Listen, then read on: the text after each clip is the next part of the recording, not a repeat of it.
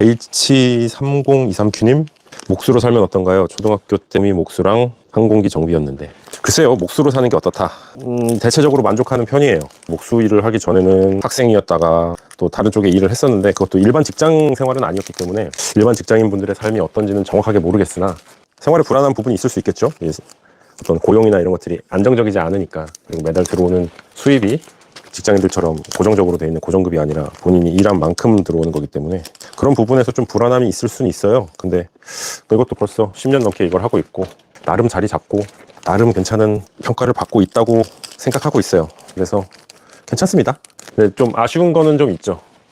이게 어떤 게 아쉽냐, 일반 직장인분들에 대한 이 뭐 선입견이라든지 그런 건 아닌데, 아무래도 이제 연차가 쌓이고 그러면 연차 쌓이는 거에 비례해서 연봉이나 이런 것들이 올라가는데, 저희는 보통 월급이 아니라 뭐 일당으로 본인의 수입이 결정되는 사람들이 많을 거예요. 현장이 된다든지 인테리어 업체를 한다든지. 그래서 그렇게 하지 않는 이상은 최대 월 수입은 일당 곱하기 30이기 때문에 상한선이 정해져 있습니다. 그리고 사실 30일을 다 일하기가 쉽지 않아요. 체력적인 부분도 있고 나를 팔아야 돼요. 능력을 팔아야 되는 업종이기 때문에 영업이 필요합니다. 인맥 관계도 쌓아 나가고 유지해 나가야 되고 실력도 계속 뒤처지지 않게 노력해야 되고 그런 부분이 있죠. 그 외에 다른 부분에서 안 좋은 부분들이 있기는 하지만 그런 부분도 상쇄할 만큼 매력적이고 좋은 직업이다 라고 생각합니다. 듣고 계셨네요. 감사합니다. 전 말씀이 없으시길래 전 나가신 줄 알고 목소리 칭찬까지 감사합니다. 좋다고 하시니까 좋네요. 주말 잘 보내시고요. 감기 조심하십시오. 날씨가 추워요. 이게 허용 소음이 맞냐, 천장이 무너질 것 같다. 아무래도 우리 직업이 소음이랑 뭐 여러 가지 불편들을 만드는 직업이다 보니까 이렇게 환영받지 못하는 경우가 많이 있어요. 근데 이제 아래층에 사시는 분이 민원을 너무 많이 넣으셔가지고 그게 좀 피곤해요. 막 일하고 있는데 막 현관문 막 발로 쾅쾅쾅 나가보면 언제까지 시끄러울 거예요?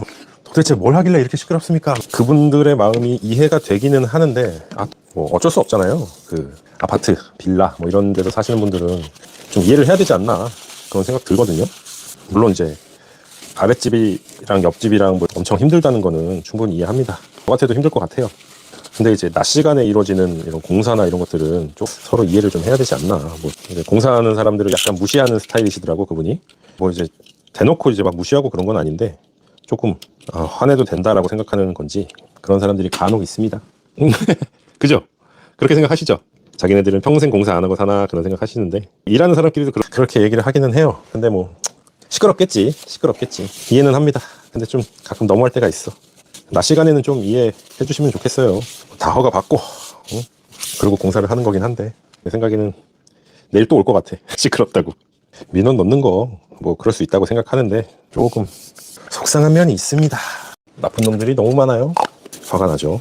일은 할만 하나요? 뭐 이제 오래돼서 일 자체는 할만 합니다. 일은 안 힘든데 다른 게 힘듭니다. 일단 당장 많이 버는 것처럼 보여요. 병원비로 다 나가는 경우도 있고 일 시킨 의뢰인이 돈을 안 준다 그런 경우도 종종 있고요.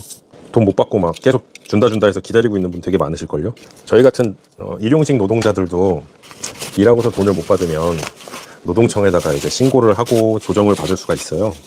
못 받은 돈을 받기 위해서 신고하러 가는데 하루를 쉬고 나가야 되니까 이중 피해가 생기는 거죠. 빨리빨리 돈을 주셨으면 좋겠습니다. 이쪽 업계 사람들에 대해서 안 좋은 인식들을 가지고 있는 분들이 많잖아요. 일반인분들에서는.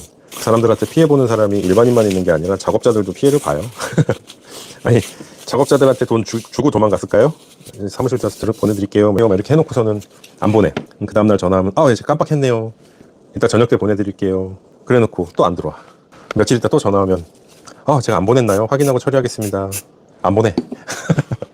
이제 돈을 안 주잖아요. 그래가지고 내가 공사한 부분 뜯어가겠다 하고서 뜯어가잖아요.